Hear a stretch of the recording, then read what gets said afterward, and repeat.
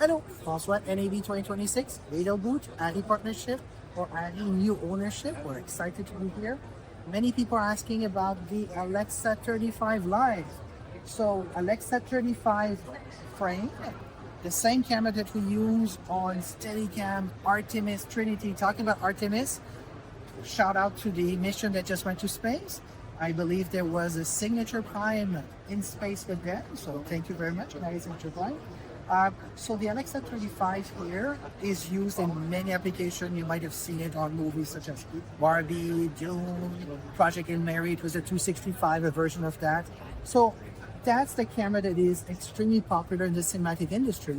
And what we do is we take all the characteristics that went into crafting a beautiful, immersive narrative, and we basically bring to that the operational efficiency of broadcast, what Riedel is known for.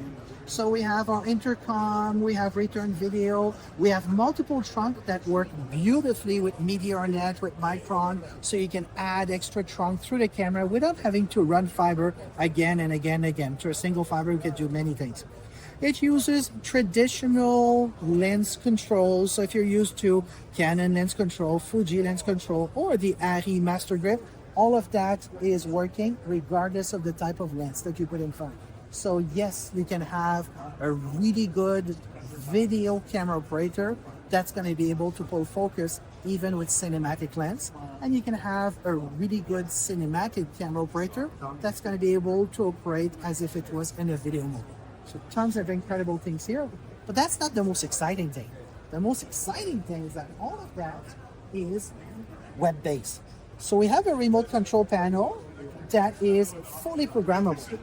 And the concept of a remote control panel is that usually it talks to one camera. That's not the case here. If I was to look at this controller, I could have multiple devices being controlled at the same time.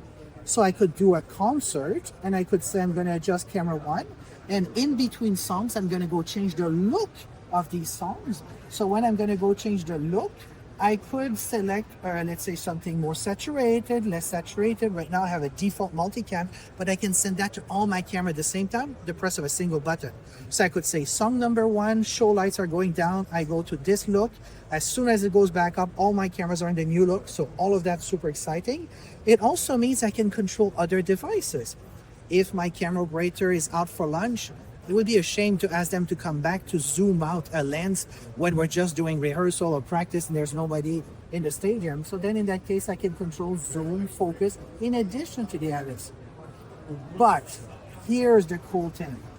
I have the exposure index here, and traditionally people expect to have an exposure index that's going to be 0, 6, 12. But when I'm turning that exposure index, I have individual value. That is unheard of. So why is it important? Because now I can mix the cinematic and broadcast field. In broadcast, we use the joystick to control the iris to compensate for exposure changes. I follow a ball that goes in the air, pass in front of the sun, I close the iris, I go back into the stadium and reopen the iris. So the depth of field is changing all the time.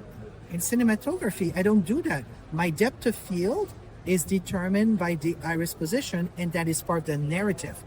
What is part of the story? So in this case, what I can do with this new system is I could assign the iris to a rotary encoder and put my infinite exposure index adjustment on the joystick.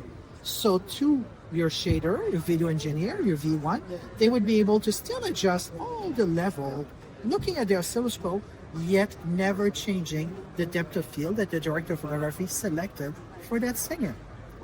And if you're practicing or if you want to set up things, you can also control lights with it. So we could put an ARRI sky panel, an orbiter, sky panel X, and we could control its dimmer, its green magenta tint, maybe the individual color, red, green, blue, cyan, magenta, lime, all these things.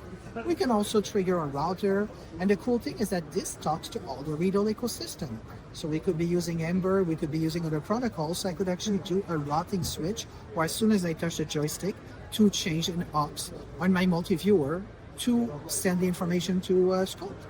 And all of that, of course, is available through a web UI with all kinds of functionality. We have a built-in video router, built-in audio router. We can multiplex, demultiplex. We can do everything remotely, support people. And once we've done all of that, there is something really, really cool. I'm gonna go to my camera web remote. We're gonna give it a second to load, and we're gonna go to our homepage, and it says 200 frames per second, HFR times 4. What are we doing here? We're doing an Alexa 35, and we can now, on any Alexa 35 Extreme, select between a traditional 24 frames per second, 60, but we can now go 120, 240, 360, all the way to 480 live. We can still do 660, 10 times slow motion on board, but for a live 8 slice, 480 frames per second. In this example, we're at 200 because we have a European setup, so 50 frame per second base rate, and we have 4 times speed, and we bring all of that into our remotion. The remotion detects that we're at a 4 times slow motion, so we'll adjust automatically our T-bar so that we're in the middle, we're going to be at about 25%. We can replay, we can do all of that, so all of that integrates perfectly into the remotion. And once it hits the Riedel ecosystem, it can repurpose in other Riedel application. So yes, you see a couple of my colleagues who had fun, but what's important here is that if they would be better actor, we have really, really nice definition, all the movement, and that's only at 200. Imagine at 480. So yeah, we cannot do anything about their acting skill, but we can certainly capture it in full quality.